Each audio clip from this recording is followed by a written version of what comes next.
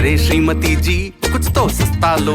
नहीं श्रीमान जी, सब बढ़िया लो। इसमें क्या खास बात है? थोड़े में ज्यादा स्वाद, यही तो है इसकी खास बात। क्या स्वाद है? अरे मेरे राजा, सबका राजा आरती और मसाला। अब छोलिया हो या लोबिया, सफेद चने या काले चने, सब कुछ मजेदार बने। नमस्कार, बड़ी खबर में आपका स्वागत है। मैं हूं पंकज कुमार। इस खास पेशकश में हम 3 खबरों के बारे में चर्चा करेंगे। आपको खबर बताएंगे और फिर उसका विश्लेषण भी बताएंगे। हमारे साथ पॉलिटिकल एक्सपर्ट्स भी जुड़ेंगे और साथ ही साथ हम आपको विश्लेषण कर ये बताने का प्रयास करेंगे कि दरअसल आज की महत्वपूर्ण 3 खबरें क्यों बहुत ज़्यादा इंपॉर्टेंट है और इससे जुड़ी क्या क्या बातें हो सकती है। तो इस पर विस्तार से चर्चा करेंगे, लेकिन ये हम आपको बता दें कि पहली खबर जो कि उत्तराखंड से जुड़ी हुई है, आपको पता है कि वहाँ हाई कोर्ट के द्वारा ये फैसला किया गया है कि पंचायत स्तर का चुनाव जुलाई में होगा और उस चुनाव को देखते हुए पुष्कर सिंह धामी का फरमान एक और आया है कि स्कूलों में गीता का पाठ पढ़ाया जाएगा और उसके बाद जो राजनीतिक तूल पकड़ा है उस बारे में भी हम चर्चा करेंगे। हमारे साथ इस विषय पर चर्चा करने के लिए पॉलिटिकल एक्सपर्ट नवीन दुबे जी भी हैं, इनसे हम बात करेंगे। लेकिन पहले आपको दिखाते हैं कि जिस तरीके से पुष्कर सिंह धामी ने ये फरमान जारी किया है कि बच्चों को गीता का पाठ पढ़ाया जाना चाहिए। गीता का पाठ कर्म से आधारित है, इसको धर्म से जोड़ना बिल्कुल ठीक नहीं है। एक मनुष्य का क्या कर्म हो सकता है, क्या कर्तव्य हो सकता है, उसको किसका पालन करना चाहिए और उसको किस बात का ध्यान रखना चाहिए। इसलिए ये जैसे ही सीएम ने ये आदेश जारी किया उसके बाद पॉलिटिकल रिएक्शंस बहुत तेजी से आने शुरू हो गए। तो आइए पहले इस पर दिखाते हैं आपको एक रिपोर्ट और उसके बाद हम शुरू करेंगे चर्चा।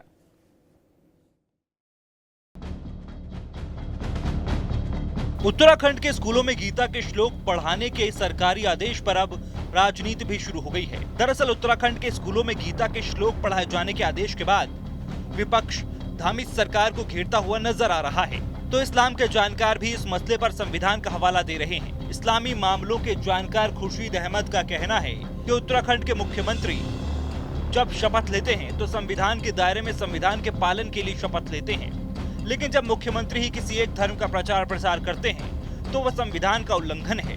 अगर देखा जाए तो कोई भी ऑर्डर किया जाता है वो फोर्सफुल ऑर्डर होता है, विलिंगनेस के साथ वो चीज़ एक्सेप्ट नहीं होती है। जहाँ तक स्टेट गवर्नमेंट का सवाल है, अगर इस तरह का कोई भी एंडेवर किया जाता है और कोई भी कोशिश की जाती है तो स्टेट का तो चूँकि कोई रिलीजन नहीं होता है और स्टेट के जो चीफ मिनिस्टर हैं वो संविधान से बंधे हुए होते हैं, संविधान की शपथ ग्रहण की होती है। तो अगर किसी पर्टिकुलर रिलीजन को प्रमोट करते हैं तो एक तरह से वो संविधान की जो शपथ उन्होंने ली है उसका उल्लंघन करते हैं। क्योंकि अब जहाँ तक तहजीब का और संस्कृति का सवाल है तो ये संस्कृति तो हमें बहुत अच्छी तरह से देखने को मिल रही है। जो इस वक्त कांवड़ यात्रा हो रही है उसके अंदर इस तरह की संस्कृति का पूरा मुजाहरा किया जा रहा है और देखने को मिल रहा है। तो वहीं कांग्रेस की राष्ट्रीय प्रवक्ता सुजाता पॉल का कहना है कि कांग्रेस के समय में सभी धर्म के बारे में अच्छी बातें बताई जाती थी और विधानसभा में श्लोक भी पढ़ाए जाते थे। हालांकि धामी सरकार पर निशाना साधते हुए सुजाता पॉल ने कहा कि धामी जी आपके आने से ये सब बंद हो गया है। उत्तराखंड में स्कूल और मदरसों में बच्चों के एडमिशन नहीं हो रहे, सभी व्यवस्थाएं चौपट हैं।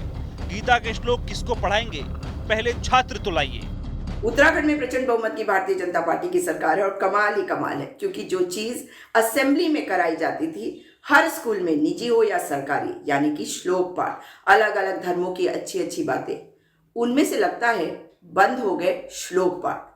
ये धामी जी आपके ऊपर सवाल है, आपकी सरकार के आने के बाद से हुआ, हमारे सरकार तक तो ये सब कुछ होता था। लेकिन ध्यान भटकाने वाले धामी जी ये बताइए कि आपके मदरसा बोर्ड के अध्यक्ष जो बात कहते हैं कि स्कूलों में श्लोक पाठ कराएंगे, उनसे ये तो पूछ लीजिए कि बच्चों के एडमिशन नहीं हो रहे मदरसों में। कितने बच्चे पढ़ रहे हैं मदरसों में? सरकारी स्कूलों में एडमिशन्स नहीं हो रहे, व्यवस्थाएं ठीक नहीं है, और आप अपने नए नए ऑर्डर ला रहे। पहले बच्चे ले आइए, फिर ये ऑर्डर भी ले आइएगा। वहीं मुख्यमंत्री पुष्कर सिंह धामी ने इस बारे में कहा है कि ये ज्ञान श्री कृष्ण भगवान ने अर्जुन को दिया था, इसलिए कर्म के साथ धर्म का ज्ञान भी बच्चों को होना चाहिए। अगर व्यक्ति इसका अनुसरण कर ले तो ये ज्ञान उसके जीवन भर काम आएगा। अच्छे संस्कार उनके अंदर आते हैं और हर क्षेत्र में आगे बढ़ता है। साथ ही कर्म, धर्म और हमेशा न्याय करने की प्रेरणा मिलती है। इसलिए ये ज्ञान अगर बच्चों को दिए जाने का प्रयास किया जा रहा है, ग्रंथ है जो भगवान श्री कृष्ण के मुख से अर्जुन को दिया हुआ ज्ञान है, और वो ज्ञान व्यक्ति अगर आत्मसात कर ले तो उसके समूचे जीवन भर काम आता है। अच्छे संस्कार उनके अंदर आते हैं, न्याय करना सीखता है, कर्मशील होता है और कर्म प्रधान मानते हुए जीवन में हर क्षेत्र में आगे बढ़ता है। और ये हमारे यहाँ हमने शिक्षा विभाग की समीक्षा बैठक में तय किया था कि सभी हमारे विद्यालयों में गीता पाठ कराया जाएगा, गीता का सभी को ज्ञान मिले, हमारे बच्चे जीवन में आगे बढ़े। इसकी अब शुरुआत हो गई है। ये देवभूमि है, देवभूमि में निश्चित रूप से कर्म धर्म सभी पर विशेष ध्यान होना चाहिए। हमारे बच्चों का भी उस दिशा में ज्ञान होना चाहिए, तो बच्चों को उस दिशा में प्रेरित किया जा रहा है। बहरहाल उत्तराखंड माध्यमिक शिक्षा बोर्ड की तरफ से जारी आदेशों का असर तमाम स्कूलों में दिखने लगा है और बच्चे भी श्रीमद् भगवत गीता पढ़ने में रुचि दिखा रहे हैं। तो दरअसल देखिए, अगर किसी मुद्दे को पॉलिटिसाइज किया जाए तो निश्चित तौर पर इसके दोनों पक्ष सामने दिखाई पड़ते हैं। वैसे गीता को लेकर के कहा जाता है कि गीता जीवन के गहरे प्रश्नों के उत्तर को प्रदान करती है। गीता को किसी धर्म से जोड़ना कहाँ तक उचित है, क्योंकि गीता के बारे में कहा जाता है कि इसको पढ़ने के बाद ज्ञान और शांति मिलती है। इसको पढ़ने के बाद जीवन की समस्याओं का समाधान मिलता है। इसको पढ़ने के बाद सफलता की ओर मार्गदर्शन प्राप्त होता है। इसको पढ़ने के बाद नकारात्मकता से मुक्ति मिलती है। इसको पढ़ने के बाद कठिन परिस्थितियों का सामना करने की शक्ति मिलती है। ऐसे में बड़ा सवाल ये उठता है कि अगर गीता पढ़ाने की बात हो रही है, उसके श्लोकों की पढ़ाने की बात हो रही है, और कर्म से मनुष्य कैसे महान बन सकता है, एक मनुष्य का धर्म असली क्या है? वो कहते हैं इति धारयति चो धर्म, आप जो धारण करते हैं वही धर्म होता है, और धर्म आप धारण वही करते हैं जो वाजिब होता है, जो सही होता है। तो इतनी सारी बातें भगवान कृष्ण ने अर्जुन को बताई, और वो भी कुरुक्षेत्र में बताई, और उन बातों को अगर जीवन में आत्मसात किया जाए तो मनुष्य के लिए बड़ा अच्छा माना जाता है। लेकिन इस पर विवाद क्यों हो रहा है? क्योंकि ये राजनीति से जोड़ा जा रहा है। और क्यों नहीं जोड़ा जाना चाहिए? क्योंकि अगर ये पहले किया जाता तो शायद अच्छा होता। पंचायत का चुनाव है, 24 जुलाई और 28 जुलाई 2 चरणों में चुनाव होना है, 31 जुलाई को मतगणना होना है, और उससे पहले मुख्यमंत्री का ये आदेश आता है तो विपक्ष को एक मुद्दा मिल जाता है। इस बारे में हमारे साथ बात करने के लिए नवीन दुबे जी हैं, पॉलिटिकल एक्सपर्ट्स हैं।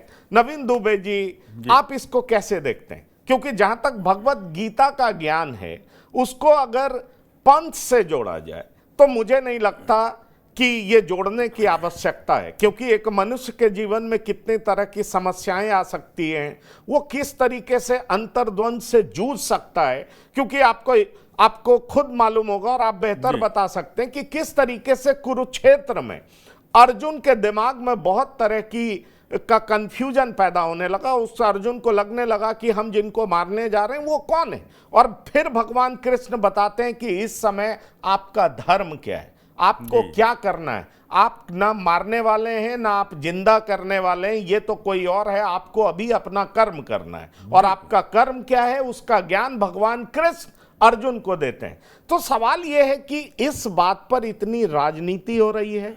राजनीति होने की वजह क्या? टाइमिंग है, जिसको लेकर के कांग्रेस आवाज उठा रही है, और साथ ही साथ आपने देखा मौलाना साहब ने भी कहा कि भाई ये जो किया जा रहा है, हम संविधान की शपथ लेते हैं, फिर एक धर्म को प्रमोट क्यों करते हैं? पंकज जी, 2-3 चीजें हैं। देखिए, श्रीमद् भगवत गीता मैं समझता हूं समग्र विश्व के अंदर बहुत बड़े बड़े विद्वानों ने उसको आत्मसात किया है, वो चाहे किसी भी धर्म संप्रदाय पंथ के रहे हों, सभी ने उसको स्वीकार किया है, क्योंकि जीवन जीने की एक प्रणाली बताती है भगवत गीता। उसके अंदर मैं एक श्लोक बोलना चाहूँगा कि कर्मण्डे वाधिकारस्ते मां फलेषु कदाचना। ये एक श्लोक कहता है, भगवान श्री कृष्ण ने कहा है कि जो कर्म आपको करना है और कर्म के ऊपर आपका फल निश्चित है। अब ये आपके ऊपर निर्भर करता है कि आपका कर्म कैसा है। आप अच्छा कर्म करेंगे अच्छा परिणाम आएगा, बुरा कर्म करेंगे बुरा परिणाम आएगा, परिणाम निश्चित है, ये उन्होंने बताया है और वही प्रेरणा उन्होंने अर्जुन को दी है। उसमें प्रश्न इस बात का आता है कि अब उत्तराखंड के अंदर उत्तराखंड सरकार, जब मैं समझता हूँ आज के 8 दिन बचे हैं वोटिंग में, पंचायत चुनाव के 2 चरणों में आपने बताया वोटिंग है, उसके बाद में 31 को रिजल्ट आना है। ऐसे में आप ये ला रहे हैं कि नहीं साहब शिक्षा मॉडल में हम इसको शामिल कर रहे हैं और ये शामिल करने के बाद हम बच्चों को पढ़ाएंगे, बहुत अच्छी बात है, स्वागत योग कदम है, लेकिन क्या ये टाइमिंग सही है? क्या आपके पास हर स्कूल के अंदर अभी क्लियर नहीं है कि प्राथमिक पाठशालाओं में पढ़ाएंगे कि आप आगे के क्लासेस में भी, जूनियर क्लासेस में भी पढ़ाएंगे या सीनियर क्लासेस में भी पढ़ाएंगे भगवत गीता, तो उसका क्या मॉडल रहेगा? क्या उसके लिए आपके पास पर्याप्त इंफ्रास्ट्रक्चर है, वो टीचर्स उपलब्ध हैं जिनको नॉलेज हो कायदे की, जो बच्चों को सही दिशा दे सके, सही तरीके से व्याख्या कर सकें? पता चला कि अगर वो टीचर को ही ढंग से नहीं ज्ञात है भगवत गीता के विषय में तो वो क्या ही पढ़ाएंगे और क्या जानकारी जाएगी? तो मेरे ख्याल में अगर गलत जानकारी किसी बच्चे के पास जाती है तो वो और ज़्यादा खतरनाक होती है। लिहाजा सरकार को पहले इंफ्रा पर काम करना चाहिए। आपने कितने स्कूलों का जीर्णोद्धार किया, कितने बेहतर मॉडल स्कूल उत्तराखंड में बना दिए, बच्चों के लिए आपने क्या क्या बेहतर कर दिया। ठीक है, आपकी विचारधारा आइडियोलॉजी सनातन की है, बिल्कुल आप प्रमोट करिए, कोई दिक्कत नहीं है, लेकिन एक तरीका होता है, उसको केवल चुनावी मुद्दा मत बनाइए। हमारे जितने भी धार्मिक ग्रंथ हैं या धार्मिक प्रणाली है या हमारे जितने भी ईश्वर भगवान हैं, कम से कम उनको राजनीति से अलग रखने की आवश्यकता है। आप अपनी राजनीति करिए, अपने मुद्दों पर बात करिए, अपने विषयों पर आगे आइए, अपने चैलेंज दीजिए कि साहब हमने ये काम किए जो पिछली सरकारों ने नहीं किए और आगे का हमारा ये ब्लूप्रिंट है। वो कोई सरकार लाना नहीं चाहती है, वो केवल क्या है कि अब आपको धर्म में उलझा दिया, कांग्रेस आ जाएगी तो वो कहेगी नहीं साहब इन मौलाना जी ने ये कह दिया, उन मौलाना ने ये कह दिया, उसके बाद हिंदू और मुसलमान पे आ जाएंगे, फिर थोड़ा समय लगेगा, अगर वो कार्ड नहीं चल रहा है तो फिर साहब ठीक है, तो हाई कास्ट और लोअर कास्ट को भिड़वा दीजिए, हाई कास्ट और दलित को भिड़वा दीजिए, पिछड़ों दलितों को भिड़वा दीजिए। और अभी यही सब चल रहा है। आप एक स्थिति देखिए कि इस तरीके के विवाद आज से 20-25 साल पहले मुझे तो नहीं दिखाई देते थे कहीं। हाँ, एक जरूर डिस्प्यूट था, वो एक जुडिशरी का मैटर था कि भाई राम मंदिर की जमीन का मालिकाना हक को लेके वो एक विवादित ढांचा था, उसके बारे में चला, कोर्ट ने फैसला दे दिया, दोनों पक्षों ने मान लिया, बात खत्म हो गई। तो उसके बाद जब जो आप इस तरीके की नफरतें क्रॉप अप करेंगे या इस तरीके की चीजें लाएंगे, बच्चे देखिए उत्तराखंड के अंदर हर धर्म जाति संप्रदाय के पढ़ते हैं।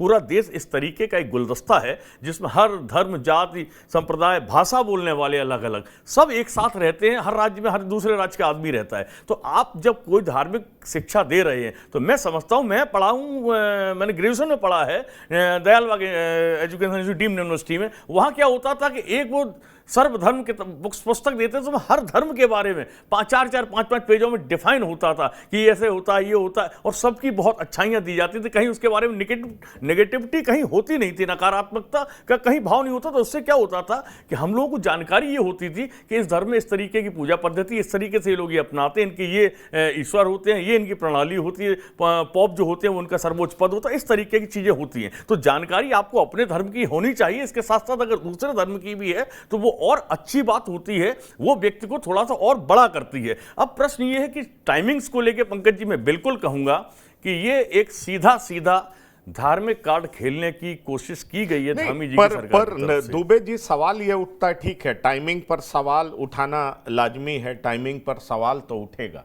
लेकिन अक्सर हमने ऐसा देखा है कि सूर्य नमस्कार को भी धर्म से जोड़ लिया जाता है।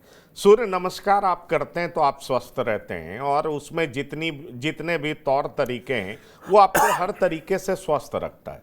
गीता पढ़ने की बात जो होती है, गीता श्रीमद् भगवत गीता, उसमें यही तो बताया जा रहा है कि आप कठिन परिस्थितियों से कैसे जूझ सकते हैं, आप अपने आत्मविश्वास में कैसे वृद्धि कर सकते हैं, सफलता की ओर मार्गदर्शन दिया जाता है, और कहा जाता है कि जीवन की समस्याओं का समाधान आप कैसे निकाल सकते हैं, और विषम परिस्थिति में भी आप कैसे काम और कंपोज्ड रह सकते हैं। ये जीवन जीने का तरीका है, सफल तरीका है। इसमें ज्ञान मिलता है और ज्ञान के साथ साथ शांति भी मिलती है। तो सबसे बड़ा बात यह है कि जो लोग इस पर सवाल उठाते हैं, धर्म से जोड़ते हैं, वो भी तो गलत हैं। मान लीजिए ठीक है, ये टाइमिंग एक पार्टी इस टाइम को देख करके ऐसा कर रही है, जिस पे हम लोगों ने बात किया कि इसको अगर पहले किया जाता तो ज़्यादा बेहतर होता। लेकिन दूसरा सवाल यह भी है कि कुछ भी ऐसा प्रयास होता है जो कि मानव जीवन को बेहतर कर सकता है, तो उसको धर्म से जोड़ करके रोकने का प्रयास होता है। वो भी तो एक ऐसा तौर तरीका है जो निश्चित तौर पर माइनॉरिटीज में डर पैदा करने की एक कवायद है कि ये देखो बीजेपी यही कर रही है, ये देखो तुम्हारे साथ ऐसा हो रहा है। सूर्य नमस्कार को धर्म से जोड़ने का क्या मतलब है? गीता के ज्ञान को धर्म से जोड़ने का क्या मतलब है? गीता के ज्ञान में किसी के प्रति नफरत की बात तो है नहीं। अगर हम ये कहते हैं कर्मण्येवाधिकारस्ते मां फलेषु कदाचन मां फल कर्म हेतु भूर्व ते संगो सत्व कर्मणि, तुम काम करो, तुम फल की चिंता मत करो, फल तुम्हारे बस में नहीं है, कर्म तुम्हारा अधिकार है, तुम काम करो, फल के लिए बिल्कुल मत सोचो। तो अगर इस तरह की बात किसी को भी बताया जाए तो इसमें गलत क्या है, बुरा क्या है? तो सवाल यह है कि जो लोग ये सवाल उठाते हैं कि एक धर्म को प्रमोट कर रहे हैं, वो कहां तक सही है? वो इतना खुलते क्यों नहीं है? वो ओपन क्यों नहीं होते हैं? वो कुएं में मेढक की तरह क्यों हैं जो कुएं के बाहर का संसार देखना ही नहीं चाहते? नहीं, मुझे बड़ा ताज्जुब लगता है। अब आप एक चीज देखिए, धामी सरकार ने ये घोषणा की, दिक्कत हो रही है केवल एक इस्लामिक विशेषज्ञ को। अरे भाई, इस देश के अंदर केवल आप ही का धर्म थोड़ा ही है, सिख धर्म भी है, जैन धर्म भी है, पारसी धर्म भी है और ईसाई धर्म भी है, बहुत सारे धर्म, उनको तो कहीं कोई परेशानी नहीं हो रही। तो इन खान साहब को जो परेशानी हुई है उसका मतलब मेरी समझ में नहीं आ रहा। और गीता के अंदर, भगवत गीता में जो भी शिक्षा दी गई है वो एक नैतिकता की शिक्षा, और वो समझता हूं मैं कि उसमें जाति धर्म संप्रदाय से ऊपर उठकर उसको आत्मसात करने की आवश्यकता है, पंकज जी। और दूसरी एक चीज मैं और कहूंगा, देखिए ऐसा होता है कि ये विषय ठीक है, बहुत बड़ा विषय नहीं है कि ठीक है आपने शिक्षा प्रणाली, आपका राज्य आप जैसे चाहें वैसे चलाएं शिक्षा के मामले में भी, लेकिन प्रश्न ये है कि जनता ने आपको किन मुद्दों के लिए वोट किया था, आपका मैनिफेस्टो क्या था, क्या ये सब था उसमें?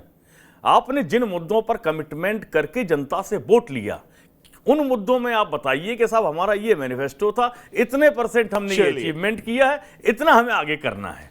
ठीक है, ठीक है। बहरहाल ये मुद्दा पूरे तरीके से पॉलिटिसाइज्ड हो गया है, इसका राजनीतिकरण हो रहा है, तमाम विपक्षी पार्टियां सवाल उठा रही हैं, लेकिन पुष्कर सिंह धामी ये बताने का प्रयास कर रहे हैं कि उत्तराखंड देवों की भूमि, यहाँ भगवान श्री कृष्ण ने अर्जुन को जो समझाया है वो आम जनजीवन से जुड़ी हुई बातें हैं। अगर जीवन में उत्थान करना है, आगे बढ़ना है, तो बच्चों में ये संस्कार डालना होगा, इसलिए बच्चों को पढ़ाना जरूरी है। पर समय जो है उसको लेकर के सवाल उठ रहे हैं। तो नवीन दुबे जी, आप इस खास मुद्दे पर हमारे साथ जुड़े, तो आपको धन्यवाद करना चाहूंगा। थोड़े में ज्यादा स्वाद, यही तो है इसकी खास बात। वाओ मामा, क्या स्वाद है! अरे मेरे राजा, राजा आरती और मसाला। दादी के हाथों का जादू और खुशबू से महकता घर, माँ की मुस्कुराहट और खाने की सुगंध। MDH गरम मसाला, क्योंकि हर रिश्ता है स्वाद से जुड़ा।